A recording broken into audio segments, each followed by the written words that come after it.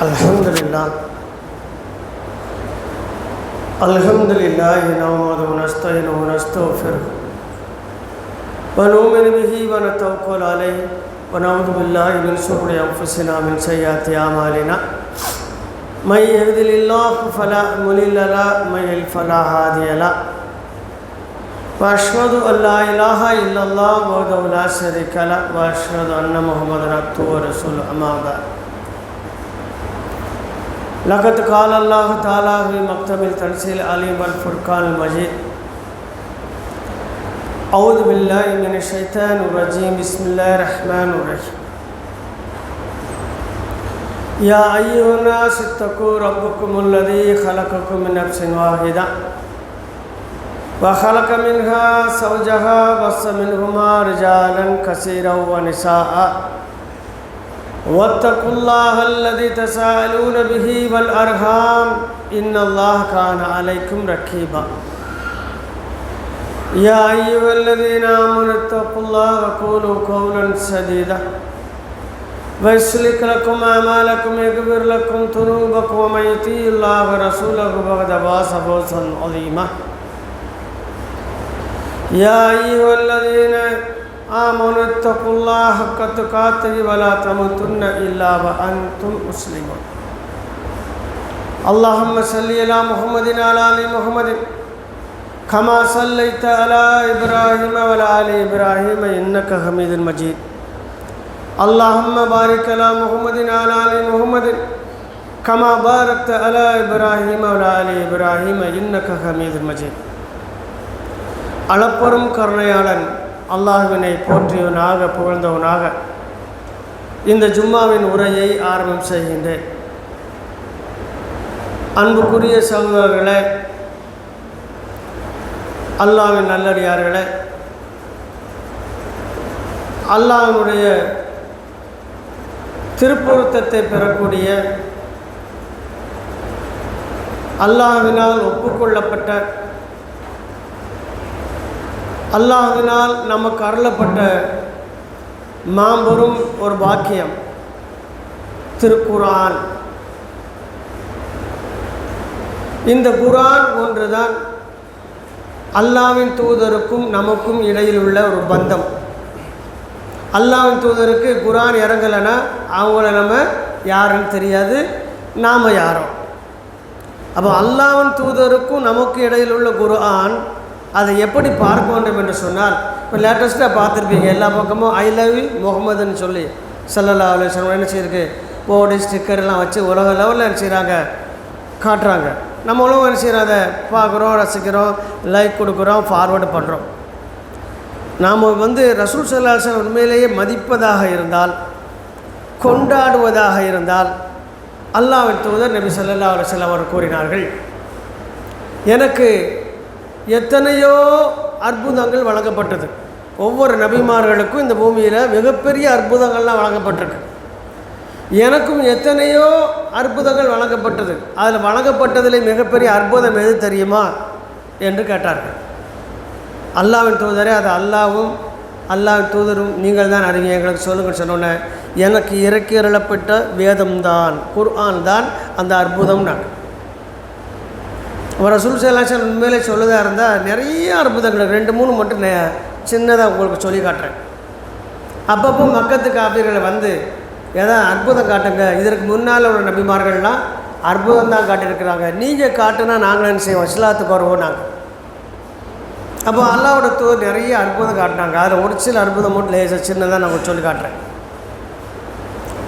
எல்லோரையும் ஒரு பாலைவனத்தில் வெட்ட வெளிச்சு கூட்டு போகிறாங்க. அங்கே 2 மரங்கள் தூரமாக இருக்குது, 2 மரங்கள் தூரமாக இருக்குது, வலப்புறமும் இடப்புறமும் ரொம்ப தூரமாக இருக்குது. அல்லாஹ்வின் தூதருக்கு நின்று கொண்டு சொன்னாங்க, 2 பேருங்க வாங்கினாங்க. ஒரு மனிதரை அழைப்பதை போல் அழைச்சாங்க. 2 மரங்களும் நடந்து அல்லாஹ்வின் தூதர் முன்னால் நின்றுச்சு. இது எல்லா மக்கத்துக்கு அவர்கள் பார்த்தாங்க, கண்ணை கட்டிருச்சு அவங்களுக்கு. அதுக்கப்புறம் சொல்கிறாங்க, ரைட்டு இவங்களெலாம் பார்த்துட்டாங்க, நீ உங்கள் இடத்துல போய் நில்லுங்க, அல்லாஹ் உங்களுக்கு ஒரு இடத்துக்கு தான் இல்லையா, அங்கேயே போங்க. நாங்கள் இந்த மரம் திரும்ப சென்று அங்கே நின்றுச்சு. இந்த மக்கத்துக்கு ஆஃபீர்கள் சொன்னாங்க, முகமது இப்போ நல்ல சூனியம் படிச்சிருக்கிறாரு, மரத்தையெல்லாம் நடக்க வைக்காருன்ட்டு போயிட்டான், யாரும் ஈமா கொள்ளலை.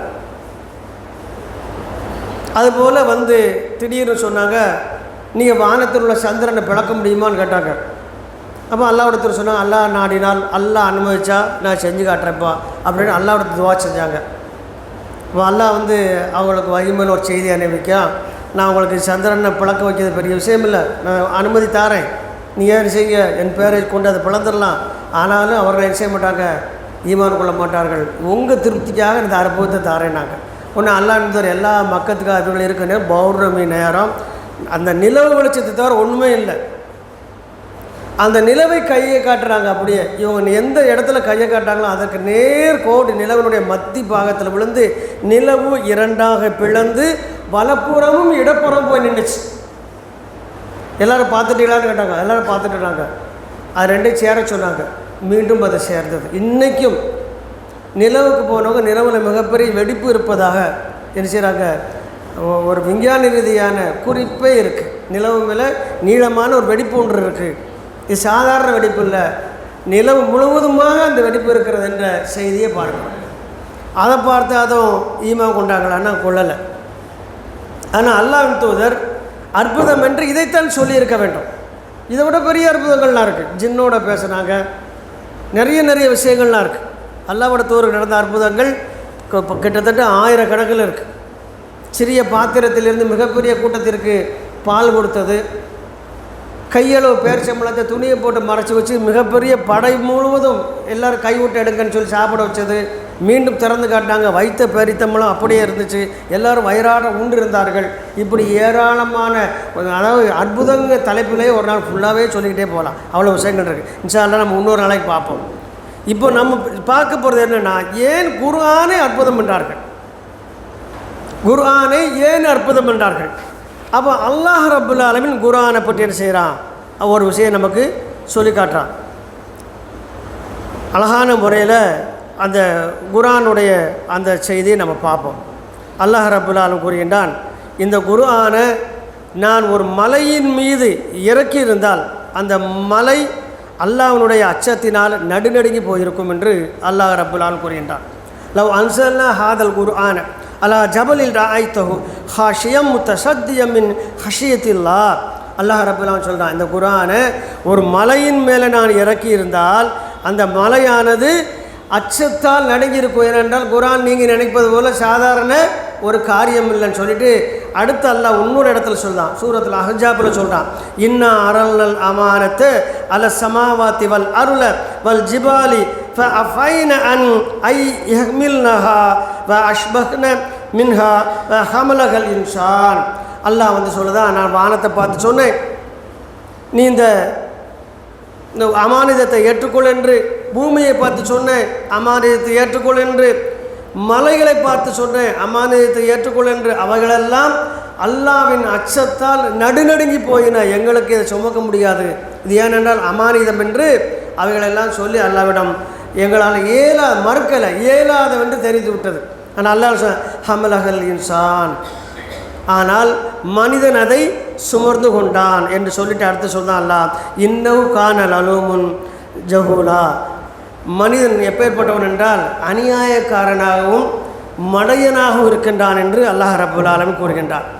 ஏன் இந்த விஷயத்தை அல்லாஹ் அப்படி சொன்னான் அப்படின்னா, குர்ஆனை வாங்கின மனுஷன் அதை என்ன செய்யலை, பயன்படுத்தலை. 1. 2, குர்ஆனுக்கு எதிராக மனிதன் செயல்படக்கூடிய தன்மை வந்துடுச்சு. அப்போ குர்ஆனை பயன்படுத்தாதனால அவன் மடையனாகவும், குர்ஆனுக்கு எதிராக செயல்படுவதனால் அவன் அநியாயக்காரனாகவும் இருக்கிறான் என்று அல்லாஹ் ரப்புல் ஆலமீன் கூறுகின்றான். அப்போ குர்ஆனை அப்படி என்ன இருக்குது, குர்ஆனில் அப்படி என்னதான் இருக்குது என்று பார்த்தால், நம்மை விட ஈமான் கொள்ளாத குர்ஆனை தினந்தோறும் ஆய்வு செய்து கொண்டிருக்கிறார்கள். நாம் நோம்பில் மட்டும் என்ன செய்வோம், விழுந்து படிப்போம், புரிஞ்சாலும் படித்தாலும் நோம்பில் மட்டும் குர்ஆனோடு ஒரு தொடர்பு இருக்குது, அதோடு சரி. அப்போ மூடுறது தான், எப்போ நோம்பினுடைய கடைசி இரவில் மூடுறது தான், அப்புறம் பக்கத்தில் போகிறதே கிடையாது. ஆனால் உலகளாவிய விதத்தில் குர்ஆனை ஆய்வு செய்து கொண்டு தான் இருக்கிறார்கள். அப்படி என்ன இருக்குது குர்ஆனில் என்று பார்த்தோமானால் நிறைய சிறப்புகள் இருக்குது. முதல்ல, உலகத்தில் எல்லா நூல்களுக்கும் ஒரு எழுத்தாளர் இருப்பார், அவர் காப்பி ரைட்டு வாங்கிடுவார், என்னை தவிர யாரையும் பிரிண்ட் போட்டு விற்கக்கூடாதுன்றார். அப்படி யாராவது பிரிண்ட் போட்டு விற்பனை செய்வதாக இருந்தால் அதில் கிடைக்கக்கூடிய லாபத்தில் ஒரு பகுதியை ராயல்ட்டி என்ற பெயரில் எனக்கு தந்துடணுமாங்க. அப்படித்தான் உலகளாவிய லெவலில் புத்தகங்கள் எல்லாம் விற்பனை செய்யப்படுகிறது. ஆனால் உலகிலேயே அதிகமான மக்கள் பயன்படுத்தக்கூடிய புத்தகம் இது. கிட்டத்தட்ட 240-250 கோடி மக்கள் பயன்படுத்திக்கிட்டு புக்கு அது. முஸ்லீம்களை மட்டும் சொல்கிறேன், அது அல்லாமல் அவங்களும் பயன்படுத்திக்கிட்டு எது? குர்ஆன் தான். அப்போ இது ஒரு மனிதர் எழுதியிருந்தால் அவருக்கு ஒரு ராயல்ட்டி வழங்க அடிப்படையில் அல்லாஹ்வின் தூதரே காபிர்கள் மக்கத்து காபிர்கள் சொன்னது போல் இவர் கற்பனையின் மூலம் எழுதுகின்றார் என்று சொல்லியிருந்தால் அந்த ராயல்ட்டி இதுவரைக்கும் எங்கே போயிருக்கும்? அல்லாஹ்வோட தூதருக்கு பரம்பரைகளுக்கெல்லாம் போய்கிட்டே இருக்கும். ஆனால் அல்லாஹ்வோட தூதர் உரிமை கொண்டாடலை. இன்றைக்கும் குர்ஆனை யாருனாலும் என்ன செய்யலாம்? பிரிண்ட் போடலாம், வித்துடலாம். எழுத்தாளர் இல்லாத பெயர் இடப்படாத, முன்னுரை முகவுரை முடிவுரை அணிந்துரை எழுதப்படாத ஒரே நூல் குர்ஆன் தான். பொதுவாக ஒரு நூல் வெளியிட்டால் அதை விட மிகச்சிறந்த கல்வியாளர்கள்லாம் சொல்லுவாங்க, இந்த நூல் சரிதான், நல்லா எழுதியிருக்கிறாரு, நல்ல கருத்துக்கள் இருக்குது என்று நினச்சிவாங்க, அதுக்கு சப்போர்ட் பண்ணி அதில் என்னென்ன விஷயங்கள் இருக்குது முன்படுத்துவாங்க. ஆனால் குர்ஆனுக்கு அப்படி யார் முற்படுத்த வேண்டிய அவசியம் கிடையாது. முதல்ல எழுத்தாளர் இல்லை, இரண்டாவது இந்த மாதிரி அதை சப்போர்ட் பண்ணி முன்னிலைப்படுத்துறதுக்கான ஆட்கள் தேவையில்லை. அடுத்து மூன்றாவது, யார் வேண்டுமானால் இந்த குர்ஆனை தனது என்று உரிமை கொள்ளலாம். ஏன்னா குர்ஆன் என்ன சொல்லுது? இது அகிலத்தார்களுக்கெல்லாம் ஒரு நல்ல உபதேசமே என்று வேறு இல்லை. முஸ்லீம்களுக்கு சொந்தம் கொண்டாட முடியாது. முஸ்லீம்கள் ஒரு காலம் குர்ஆன் நாங்கள் மட்டும்தான் வைத்திருப்போம் என்று சொந்தம் கொண்டாடினால் அவர் அல்லாஹ்வின் வேதத்தை மறக்கிறார் என்ற பெரும் குற்றத்திற்கு ஆளாகிறார். இதுவரைக்கும் யாராவது முஸ்லீம்கள் செஞ்சுருக்காங்களான்னு கிடையாது. இப்போ இதெல்லாம் நம்ம கவனிக்கக்கூடிய விஷயங்கள். அது அல்லாமல் உலகியல் ரீதியாக பல கல்வி துறைகள் இருக்குது. கணிதம், விஞ்ஞானம், ஆன்மீகம், அறிவியல், ஆய்வு படிப்பு என்று ஏராளமான படிப்பு இருக்குது. புவியியல், வரலாறு, கணிதம் என்று ஒவ்வொரு துறையும் ஒவ்வொரு டிவிஷனாக பிரிக்கப்பட்டு அதற்கு தனித்தனி சிலபஸ்கள் இருக்குது. மருத்துவம் எல்லாமே. ஆனால் இப்போ நான் சொல்லாமல் விட்டுவிட்ட அனைத்து துறைகளை உள்ளடக்கிய ஒரே ஒரு கித்தாப், ஒரே ஒரு வேதம், ஒரே ஒரு சிலபஸ் குர்ஆன் தான். அதில் சொல்லப்படாத எந்த விதமான மறைவும் இல்லாத எந்த விதமான கருத்தும் இல்லை, எல்லாம் சொல்லப்பட்டிருக்கு. இன்றைக்கி அமெரிக்காவில் எம்பராலஜின்னு புக் எழுதியிருக்கிறாங்க. அமெரிக்காவில் மருத்துவத்துறையில் கருவியல் என்ற புக்கு எழுதியிருக்கிறாங்க. கருவியல் என்ற புக்கு எழுதிட்டு ரெஃபரன்ஸ் ஃப்ரம் குர்ஆன் போட்டு குர்ஆனோட வசனங்கள் எழுதியிருக்கு. அந்த சிலபஸை காலேஜுக்கு தயார் பண்ணது ஒரு கிறிஸ்டியன். அந்த சகோதரி இந்த வசனங்கள் எல்லாம் எங்கேருந்து எடுக்கப்பட்டிருக்கு, இந்த கருத்துக்கள் எல்லாம் குர்ஆனிலிருந்து எடுக்கப்பட்டிருக்கு அழகாக தெளிவாக முதல் பேட்சில் போட்டு குர்ஆன் வசனங்களை போட்டு தான் அந்த எம்பராலஜி என்ற புக்கையர் என்ன செய்கிறாரு, வெளியிடுறாரு. இன்றைக்கும் அமெரிக்க மருத்துவ பல்கலைக்கழகத்தில் சிலபஸில் கருவியல் சம்பந்தமாக முதன்மை வாய்ந்த புத்தகமாக அது இருக்கிறது. யாரும் முஸ்லீம் செய்யலை. அப்போ இதுபோல் நிறைய அற்புதங்கள் இருக்குது. கருவினுடைய வளர்ச்சி, எந்த விதமான விஞ்ஞானம் முன்னேறாத, மின்சாரம் கண்டுபிடிக்கப்படாத நாளில் இறங்கிய அந்த குர்ஆன் வசனங்கள் ஒரு பெண்ணினுடைய கருவறையில் உள்ள அழகான நிலையை அடுக்கடுக்காக விவரிக்கிறது. எத்தனை மாதங்களில் எத்தனை நாட்களில் அந்த கரு என்ன நிலையில் இருக்கு என்பதை விவரிக்கின்றது. எனவே நிச்சயமாக ஒரு மனிதனால் அந்த காலத்தில் இதை சொல்வதற்கு இயலவே இயலாது என்பதை உலகமே ஒப்புக்கொள்கிறது. அற்புதமான விஷயம். இவ்வளோ ஒரு அற்புதமான விஷயம் பாருங்கள். அப்போ அல்லாஹ்வின் தூதர் இடத்துல பயின்ற மாணவர்கள் நிறையா இருக்கிறாங்க இல்லையா? அதில் அலி ரலியல்லாஹு அன்ஹு செய்கிறாங்க, சில வசனங்களுக்கு சில காரியங்களுக்கு விளக்கம் கொடுப்பாங்க. அப்போ அல்லாஹ்வின் தூதர் இடத்துல அவங்க கேட்குறாங்க, என்ன கேட்குறாங்க? சில குழந்தைகள் தாயினுடைய சாடையிலும் சில குழந்தைகள் தந்தையின் சாடையில் இருக்குது, எதனால் என்று. அதுக்கு அல்லாஹ்வின் தூதர் சொன்னாங்க, அந்த இருவரில் யார் உடலுறவின் போது உச்சநிலையை முதலில் அடைகிறார்களோ அவருடைய சாடையில் தான் குழந்தை இருக்கும். இதுக்கு எந்த விதமான ஆய்வு செய்வதற்கான காலகட்டம் அது கிடையாது. இருண்ட காலம். அந்த இருண்ட காலத்தில் ஏற்றப்பட்ட மிகப்பெரிய சுடர் ஒளி அல்லாஹ்வுடைய வேதமாக இருக்கிறது. அல்லாஹ்வின் தூதராக இருக்கிறார்கள். அப்போ அந்த வேதத்திற்கு விரிவுரையாளர் தான் அல்லாஹ்வுடைய தூதர். அந்த வேதத்தினுடைய விரிவுரையாளர் தான் அல்லாஹ்வுடைய தூதர். அவங்கள்ட்ட கற்றுக்கொண்ட மாணவர்கள் தான் அதிலிருந்து அவர்கள் விரிவுரை எழுதினாங்களே ஒழிய அவங்க சுயமாக எதையுமே எழுதவில்லை. அந்த அளவுக்கு அல்லாஹ்வின் தூதர் மூலமாக வந்த இந்த குர்ஆன் இந்த சமுதாயத்திற்கு அவ்வளவு பெரிய தாக்கத்தை ஏற்படுத்தியது. அதோடு மட்டுமில்லை, இறைவன் என்றால் யார் என்ற மிகப்பெரிய செய்திகளெல்லாம் அழகாக சொன்னது ஒரே நூல் குர்ஆன் தான். இறைவனுக்கு என்ன தகுதிகள் இருக்க வேண்டும் என்று சொன்னதும் குர்ஆன் தான். இறைவனுக்கு என்ன குணங்கள் இருக்க வேண்டும் என்று சொன்னதும் குர்ஆன் தான். இன்றைக்கி பார்த்திங்கன்னா நிறைய இறை நம்பிக்கை கூடியிருக்கு. அதை மிஞ்சும் விதத்தில் என்னது மௌட்டிகம் என்று சொல்லப்படக்கூடிய மூட நம்பிக்கை என்ன செய்யுது? இன்றைக்கி மூட நம்பிக்கைக்கு இன்னொரு பேர் தான் இறை நம்பிக்கை என்ற பேரில் இருக்குது. மனிதன் என்ன செய்கிறான்? எதெல்லாமோ செய்கிறான், என்னமெல்லாமோ பண்ணுறான். எந்த கலரில் கயிறு கட்டுனே தெரியாமல் எல்லா கலர்லையும் கயிறை கட்ட ஆரம்பிச்சிட்டான். நம்ம ஆட்கள் அப்படி தான் இருக்கிறாங்க. அப்போ மக்களுக்கு இறைவன் என்றால் யார் என்ற உண்மையை சொல்லக்கூடிய நூல் இன்னும் அவள் கையில் சென்று அடையலை. ஆனால் அல்லாஹ் ரப்புல் ஆலமீன் அழகாக சொல்தான், குல் நபி எண்ணிய கூறுங்கள், குல் ஹு அல்லாஹ், அல்லாஹ் என்பவன் யார் தான்? இறைவன். அவன் தான் ஒரே ஒருத்தன் தான், தனித்தவன். வாஹிதுனா நம்பரால் ஒருத்தன், அஹது அப்படிங்கிறதுக்கு தனித்தவன் அர்த்தம். ரெண்டும் ஒன்று தான் குறிக்கும், ஆனால் பொருள் வித்தியாசப்படும். வாஹிதுன்னு வந்துட்டால் இத்தனைன்னு வந்துடும், தலாத்தா வந்துடும், அப்படி வந்துடும், நம்பர் வந்துடும். ஆனால் அகது என்பதற்கு பன்மை சொல் கிடையாது. அகது என்ற சொல்லுக்கு பன்மை சொல் கிடையாது. வாஹித் என்ற சொல்லுக்கு பன்மை சொல் உண்டு, அடுத்தடுத்து தொடர் வரும். அதனால் அல்லாஹ் தன்னை பற்றி சொல்லும் பொழுது நபியை கூறுங்கள், குல் ஹூ அல்லாஹ் அஹது, அவன் தனித்தவன், அல்லாஹ் சமது. அருமையான வார்த்தை. இதை இன்னும் நம்ம விளங்கிக்கிடலை. எப்படி? அல்லாஹ் என்பவன் எந்த தேவையுமற்றவன், எந்த தேவையுமற்றவன். அல்லாஹ்வுக்கு குடும்பம் கிடையாது, மனைவி கிடையாது, மகன் கிடையாது, சொத்து பிரச்சனை கிடையாது, சூழ்ச்சி கிடையாது. அல்லாஹ்விட்ட யாரும் என்ன செய்ய முடியாது, எந்த உண்மையும் மறைக்க முடியாது, குடும்பத்துக்குள்ள கலகத்தை ஏற்படுத்த முடியாது. அதனால் குடும்பம் பிளவுபடாது, குடும்பம் என்பதே இல்லை. அல்லாஹ் என்பவன் தனித்தவன், அவன் ஆண் பெண் என்ற சொல்லுக்கு அப்பாற்பட்ட மகத்துவம் முக்கியவன், அவன் மகா தூய்மையானவன், அவன் எந்தவித தேவையுமற்றவன். அதோடு மட்டுமல்லாமல் அவனுக்கு தூக்கம் இல்லை, ஓய்வு தேவையில்லை, சிறு தூக்கம் இல்லை, பெருதூக்கம் இல்லை.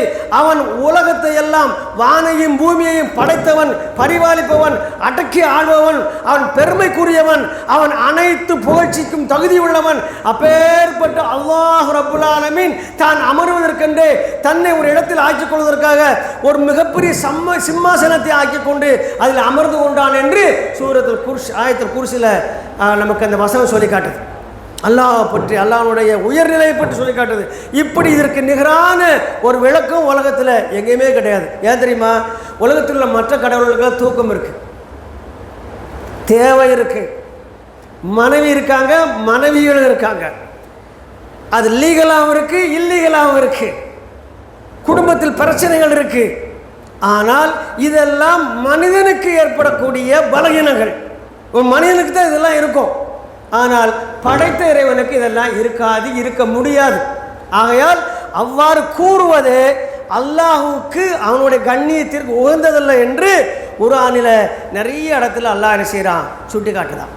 அல்லாஹ்வுக்கு மகனை எடுத்துக்கொண்டதாக இவர் கூறுகின்றார்கள். இதை விட ஒரு அக்கிரமம் உண்டா என்று அல்லாஹ் கேட்கின்றான்.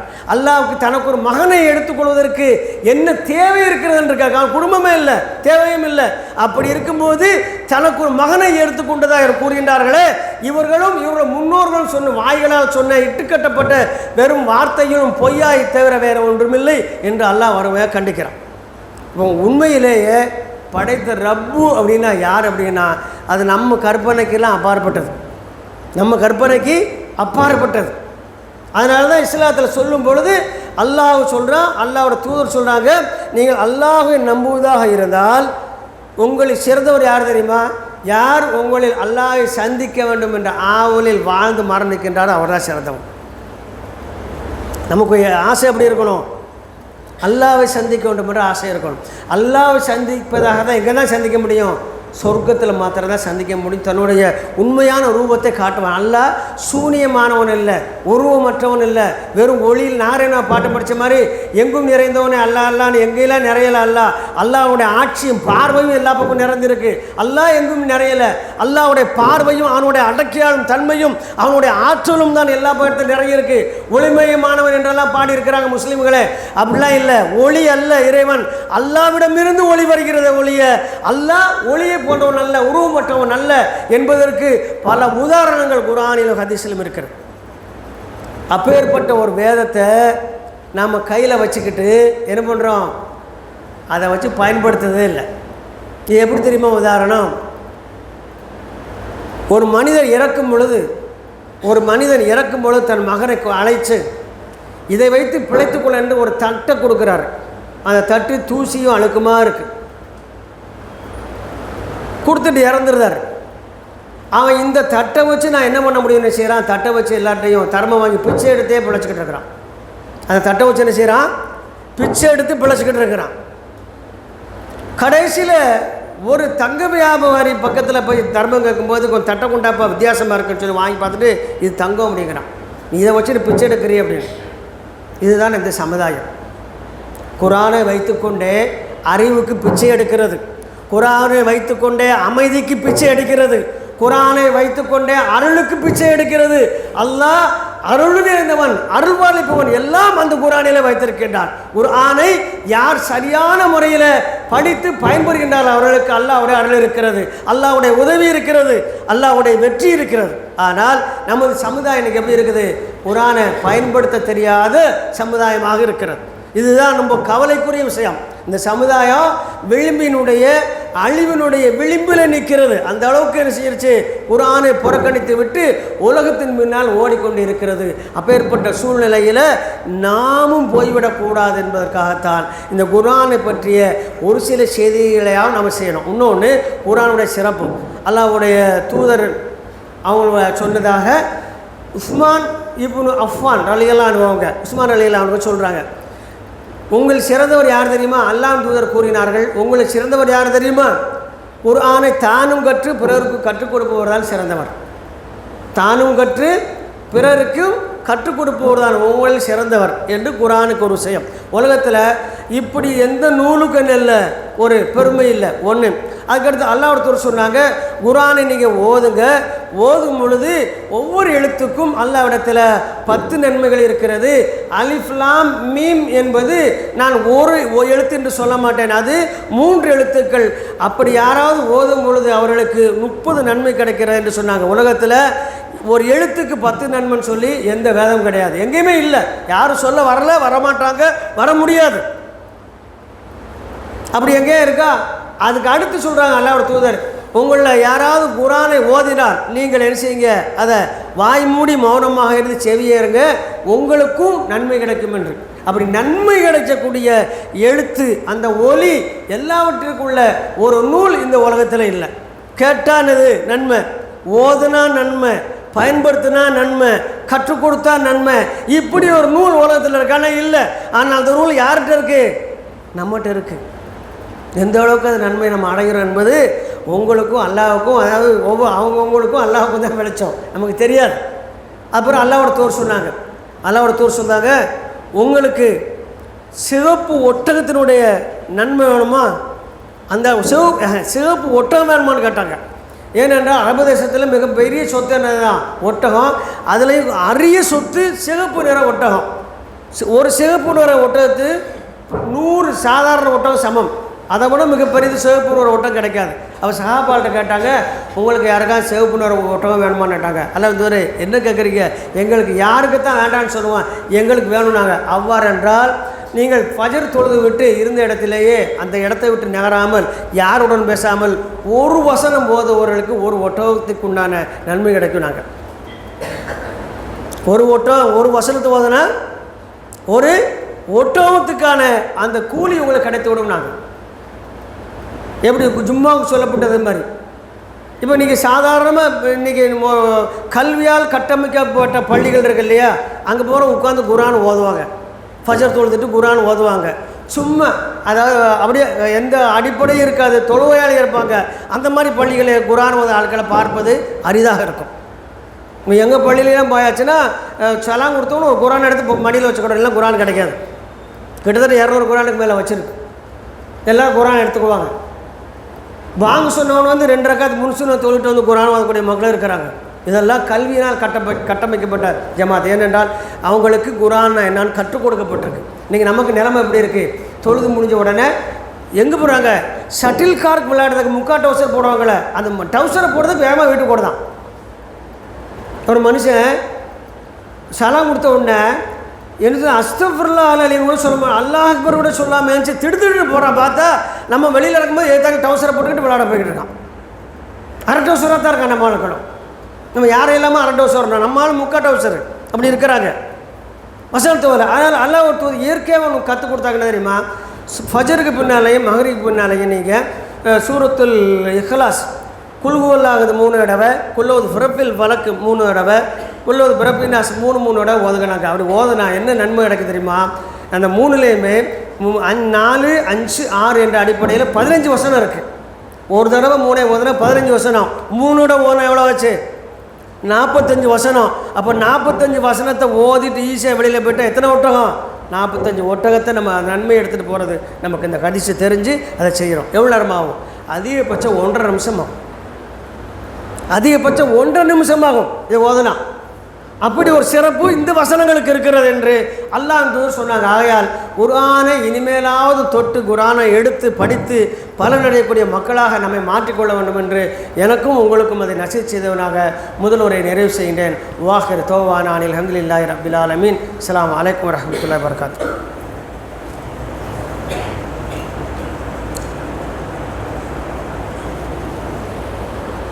அல்ஹம்துலில்லாஹ். அன்புக்குரிய அல்லாஹ்வின் நல்லடியார்களே, குர்ஆன் வசனம் என்பது சாதாரணமாக நமக்கு கிடைத்துவிடவில்லை. கிட்டத்தட்ட 23 வருடங்கள் சிறுக சிறுக சிறுக ஹிஜ்ரினுடைய 13 ஆண்டில் இருந்து ஹிஜ்ரினுடைய 10ஆம் ஆண்டு இறுதி வரையிலும் 23 ஆண்டுகள் சிறுக சிறுக இறங்கி 6666 வசனங்களை கொண்டு 114 அத்தியாயங்களாகவும் 30 ஜுஸுகளாக பிரிக்கப்பட்ட ஒரு மாபெரும் ஒரு அற்புதம் நிகழ்த்தக்கூடிய ஒரு நூல் தான் குர்ஆன். ஆனால் அல்லாஹ் சொன்னான், குர்ஆனை பற்றி சொன்னான், சொன்னான் அலிஃப் லாம் மீம் தாலிகல் கிதாப் லா ரைஃப ஃபீஹி ஹுதல் லில் முத்தகீன். இது வேதம் என்பதில் சந்தேகமில்லை, எல்லாருக்கும் நேர்வழி காட்டாது. யார் படைத்த இறைவனை அஞ்சுகின்றார்களோ அவர்களுக்கு இது நேர்வழி காட்டும்.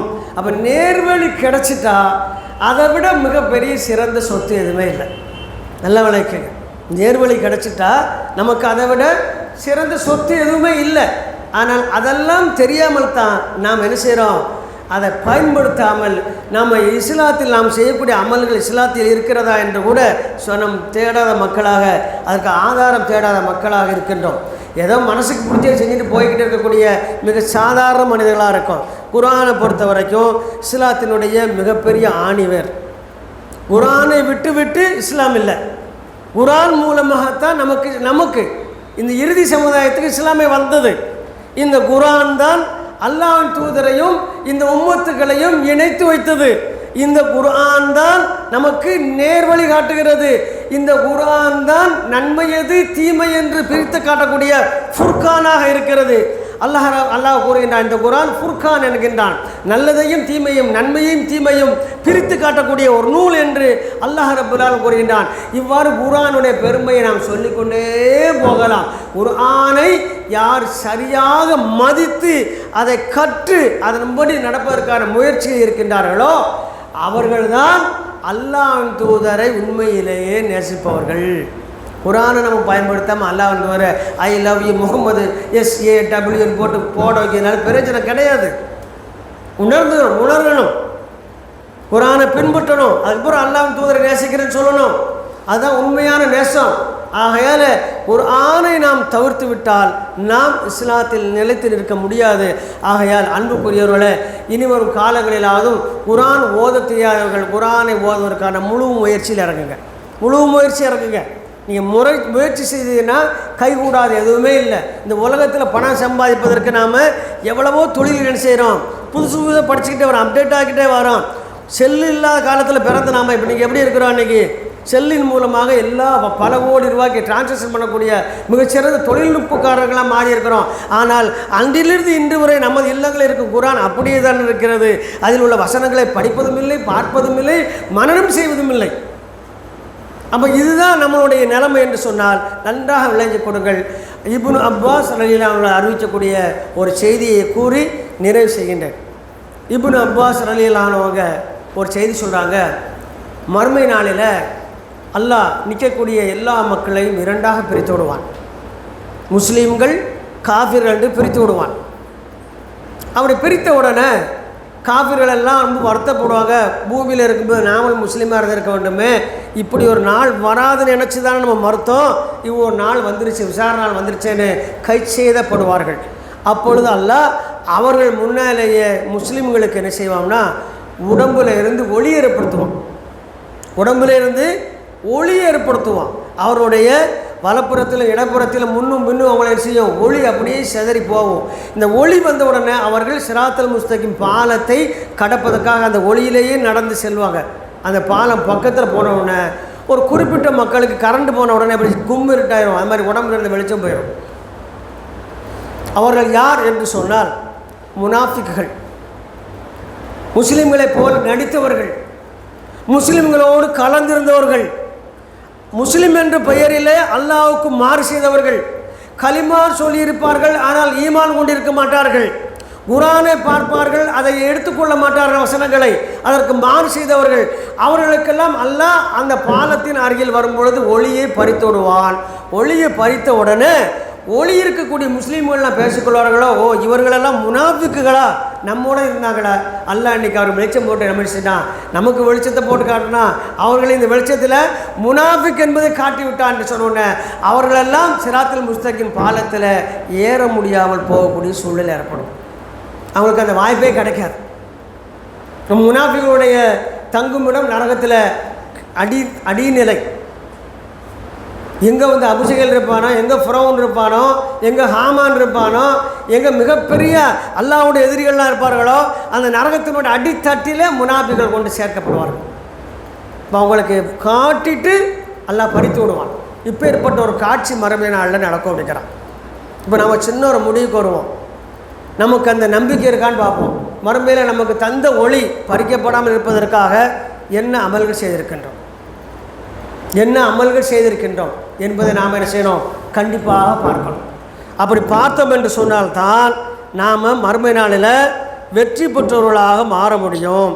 அதற்கு அல்லாஹ் ரப்பல் ஆலமீன் கூறக்கூடிய இறுதியாக ஒரே ஒரு வசனத்தை நான் உங்களுக்கு இங்கே பதிவு செய்கின்றேன். அன்புக்குரியவர்களே, அல்லாஹ் ரப்பல் ஆலமீன் இந்த வசனத்தை சொல்கிறான் பாருங்க, வல்லதீன ஆமனு வ அமிலு சாலிஹாத்தி வ ஆமனு பிமா நுஸில அலா முஹம்மது வஹுவல் ஹக் மிர் ரப்பிஹிம் கஃபர அன்ஹும் சய்யாத்திஹும் வ அஸ்லஹ பாலஹும். அல்லாஹ் ரப்பல் ஆலமீன் சூரா முஹம்மதில் 2ஆம் வசனம் சொல்கிறான், யார் அல்லாஹ்வின் மீது ஈமான் கொண்டு அதோடு மட்டும் இல்லை சாலிகான அமல்கள் செய்கின்றார்களோ, அப்போ சாலிகான அமல்கள் செய்யாதவர்களுக்கு ஈமான் கொண்ட நிலை மாத்திரம் எந்த பலனும் அளிக்காது.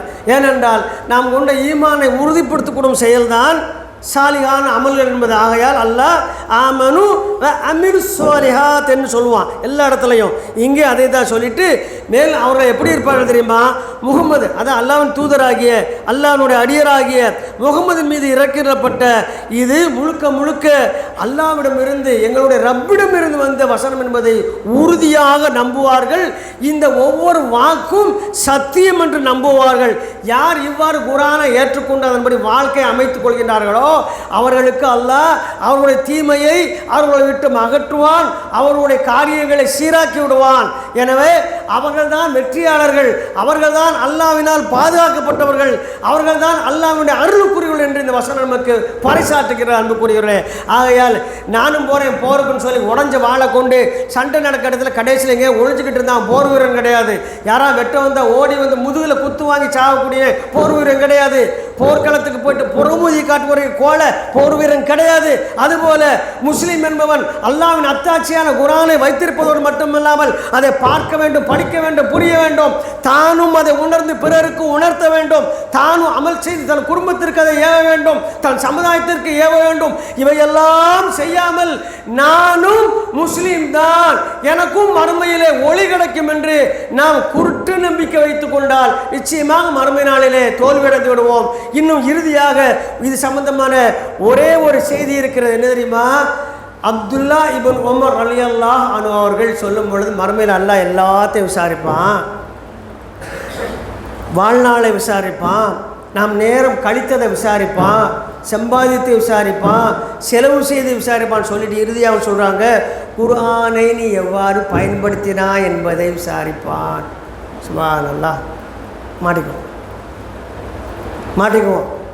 குர்ஆனை நீ எவ்வாறு பயன்படுத்தினா என்று அல்லாஹ் ஒரு அடியானை பார்த்து கேட்கும் பொழுது அவனிடம் சரியான அமல்கள் இல்லை என்றால், சரியான செயல்கள் இல்லை என்றால் அவன் மறுமை நாளிலே பெரும் நஷ்டத்தை அடைந்து விடுவான். யார் குர்ஆனை மனனம் செய்கின்றார்களோ, எவ்வளவு மனனம் செய்திருக்கின்றார்களோ அவர்களை அல்லாஹ் மறுமை நாளிலே சூனத்தினுடைய வாசலிலே நிறுத்தி, நீங்கள் உங்களுக்கு மனதில் இருக்கக்கூடிய மனனமிட்ட வசனங்களை ஓதிக்கொண்டே செல்லுங்கள், எங்கே போய் நிற்கிறீங்களோ அது வரைக்கும் சொர்க்கத்தில் உங்களுக்கு சொந்தம் என்று சொல்லுவான் என்று சொல்லுகிறாங்க. அதனால தான் ஹாஃபில்கள் 30 ஜூஸை ஓதிக்கிட்டே போனாங்க. என்னத்துக்கு ஆகும்? சொர்க்கத்தில் எவ்வளோ பெரிய அந்தஸ்து அடைவாங்க. நம்மகிட்ட எவ்வளோ வசனங்கள் இருக்குது. சொர்க்கத்தில் இந்த சம்பவம் நடக்கும். இங்கே வந்து நம்ம நிறைய ரேஸ் வச்சுருக்குறோம். மியூசிக்கல் சேரு, சாக்கை இடுப்புறை வச்சுட்டு ஓடி போய் குப்புற அடிச்சு விழுது, அதுக்கு பிளாஸ்டிக் டப்பா, அப்புறம் கொஸ்டின் ஆன்சர் எழுதுனா உங்களுக்கு தூக்குச்சட்டி ஃப்ரீ, இந்த மாதிரி பரிசு வந்தே நாசமாக போன ஒவ்வொரு சமுதாயமாக இருக்குது. மறுமை நாளில் அப்படி ஒரு போட்டி நடக்கும். என்ன வசனம் தெரியும் ஓதிக்கொண்டே போகணும், நல்லா கட்டளை இடுவான், ஓதிக்கிட்டே போவாங்க. அவரை முன்னால் ஒளியடித்து கொண்டே போகும். அந்த குர்ஆன் வசனங்கள் அவருக்கு முன்னால் பிரதிபலிக்கும். இறுதியாக அவர்கள் மனதில் உள்ள அத்தனை வசனங்களையும் பேசி நிற்கும் பொழுது அவர்கள் சோனத்திலே மிகப்பெரிய ஒரு இடத்திற்கு சொந்தக்காரர்களாக அறிவிக்கப்படுவார்கள். அதுவரை சென்றாரே அந்த இடமெல்லாம் அவருக்கு சொந்தம் என்று அறிவிக்கப்படும். நாம் இங்கே பல இடம் வாங்கி போட்டிருப்போம், பல வீடு இருக்கும். செத்து போனால் அதெல்லாம் பங்கு. நம்ம செத்துட்டா நம்ம செத்து போவோம், அவன் நெய்ச்சோறு தின்னுட்டு சொத்தை பிரிச்சுக்கிடுவான், நம்ம ஜனாசாவாயிருவான். இருக்கவனுக்கு பூரா கறியும் சோறு. இந்த சமுதாயம் அப்படித்தானே பல இருக்குது. செத்த வீட்டில் சோறு திங்க சமுதாயமாக தான் இருக்குது. ஒரு மாடு செத்தா கூட வருத்தப்படுவான், மனுஷன் தின்னா சோறு திங்கான். அப்பேற்பட்ட கேவலமான சமுதாயமாக இருக்குது. ஆகையால் இந்த சமுதாயத்தில் இருக்கக்கூடிய நாம் பொறுப்பாளிகள்.